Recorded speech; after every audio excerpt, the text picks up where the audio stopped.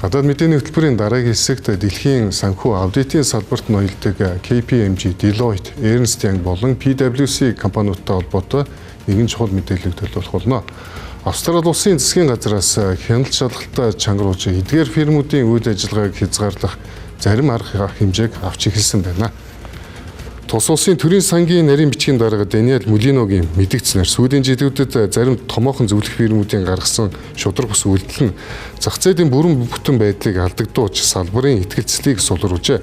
Тодорхойлбол 2023 онд PwC компани засгийн газрын нууц бодлогыг шинэ үйлчлүүлэгч татах зорилгоор ашигласан томоохон шүүгэн тэгдээсэн. Мөн сүүлийн үед KPMG компани хувийн эвжлийн компаниудтай нууц мэдээлэл хуваалцаж аудитын тендерүүдэд оролцсоор байна. Ийм мэдээллүүд Австралийн засгийн газрыг хяналтаа чангатахад нөлөөсөн байна. Австралид эдгээр компаниуд түншлэлийн хэлбэрээр бүртгэлтэй байдаг тул үнэт зас хөрөнгө оруулалтын комиссийн хатуу хяналтад ордгүй байсан. Мөн их төрүүлэн тус улсын топ 200 компанийн аудитын ажлыг бараг дангаараа гүйцэтгсээр байна.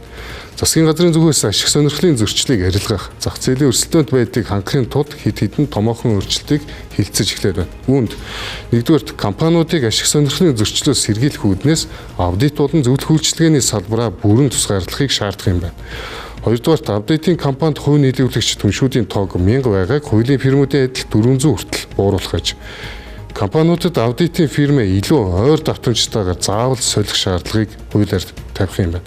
Салбарын томоохон компаниудын удирдлагууд уг баримт бичгийг сайшааж салбарын нэр хүнд итгэлцлийг эргүүлэн авчрах чухал арга хэмжээ боллоо хэмээн мэдгдсэн байна. Голох аудитын фирмүүд засгийн газраас тулгасан энэхүү шинжлэлийг таатай хүлээж аваагүй байна. Фирмүүдийн хувьд ашиг нь буурах, тогтсон арга барилаас татгалзах нь тийм ч амар биш байгаа гэж. Мөн KPMG компанийн түнш асан шүүгдүүлэгч Брэндон Лайн одоогийн санал болгож буй шинжилэн зөвхөн энгийн эсхийн зассан арга хэмжээ гэж шүүмжилсэн. Тэрээр эдгээр аврах фирмүүдийг бусад энгийн бизнесүүдийн адил хуулийн хатуу хяналтад оруулж компани хэлбэрээр зохицуулах шаардлагатайг сануулсан байна.